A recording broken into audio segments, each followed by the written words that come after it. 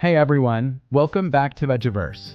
Imagine finding a tiny plastic soldier scuffed from battles with "Made in Hong Kong" stamped on the bottom. For millions who grew up in the 60s, 70s, or 80s, that label was everywhere on dolls, cars, action figures. Behind those toys, a massive empire built in a tiny British colony that became the world's toy capital.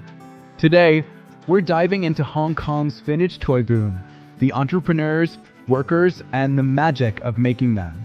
Stick around for a nostalgic ride. If you're new, subscribe for more deep dives. Let's jump in. First, picture post-war Hong Kong in the 1950s. A bustling port city, flooded with refugees hungry for work. No natural resources, but grit and smarts. That's where the toy industry exploded. By the 1970s, Hong Kong was cranking out more toys than anyone else, even outpacing Japan. We're talking billions in exports, stuffing toy boxes globally. How did they do it?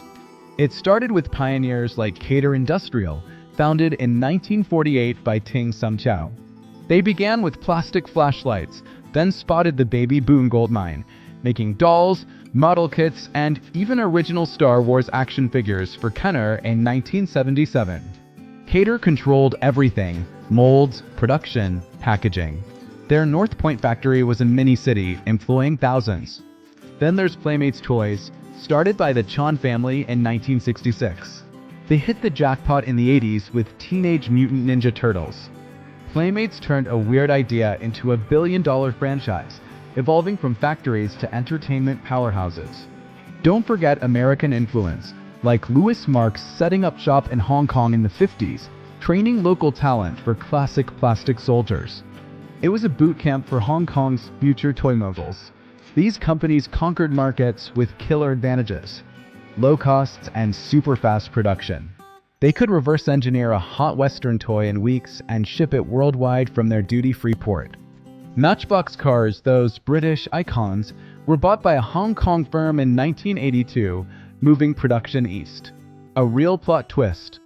But nothing lasts forever. By the mid-80s, Hong Kong's success bit back.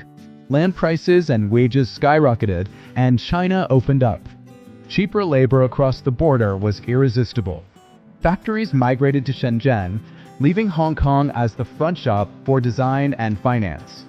Tragedies like the 1993 Kader factory fire in Thailand, killing 188 workers, exposed safety risks in the cost-cutting race. By the 2000s, big plants were gone. Their legacy?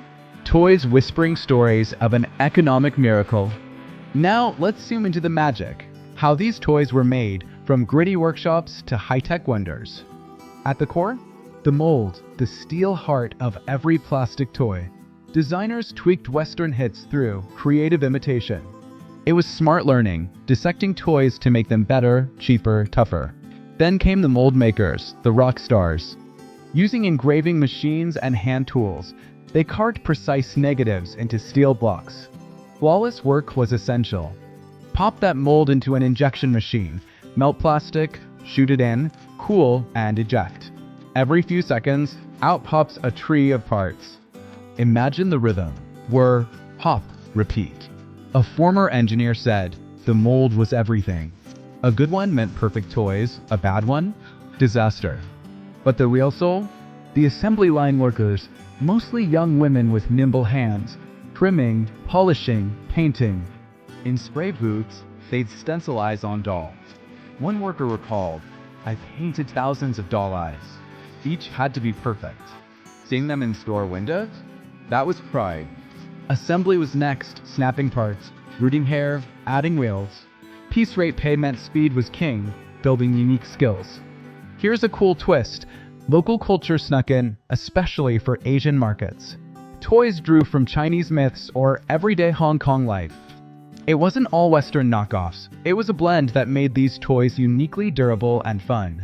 That's Hong Kong ingenuity. Speaking of people, let's talk about the unsung heroes, the workers. Factories were tough. 10 to 12-hour days, noisy machines, paint fumes, crowded benches. Mostly women, refugees, or locals supporting families. No fancy safety nets, just quotas and endurance. But amid the grind, community and pride. These plastic flower sisters earned their own cash, gained independence. We built Hong Kong, one might say. Whole neighborhoods transformed. Places like San Pacom or Kwun Tong became factory hubs, dense buildings buzzing with life. Streets flooded at shift changes. Factories were social centers, lifting families from slums. Archival photos show women assembling, men hauling molds, even kids helping at home. These hands created your childhood battles and tea parties. Without them, no toy empire. These toys weren't just made, they shaped culture worldwide. Hong Kong factories were the secret sauce for icons like G.I. Joe. Barbie's outfits, Transformers gears, all honed in Hong Kong. They enabled global franchises, turning plastic into pop culture gold. They popped up everywhere. Toy Stories, Green Army Men, TV shows, art installations. Even diaspora artists used them to explore migration and labor. For boomers and Gen X, they're heirlooms. A scuffed car evokes birthdays. A doll whispers innocence. They remind us of hands-on play. What's your most cherished old toy? It sparks memories like nothing else. Fast forward to today, the legacy lives in a booming collector's market.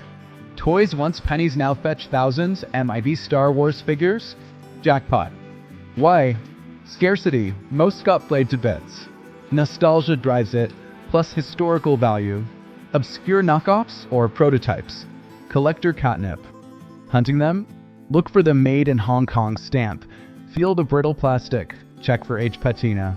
Fakes are sneaky, so sharpen that eye. Museums like Hong Kong's preserve this history. Collectors cure it online, keeping the flame alive. It's saving history. Wrapping this up, Hong Kong's toy golden age was an epic of resilience and creativity. It built communities, empowered workers, and gifted the world endless joy. But it also showed globalization's edge boom, then bust. These toys? Artifacts of that era, reminders of human stories behind the plastic. If this hit home, drop a comment. What's your favorite Made in Hong Kong toy memory? Like if you're nostalgic, subscribe for more untold histories, and hit the bell. Thanks for watching. See you next time.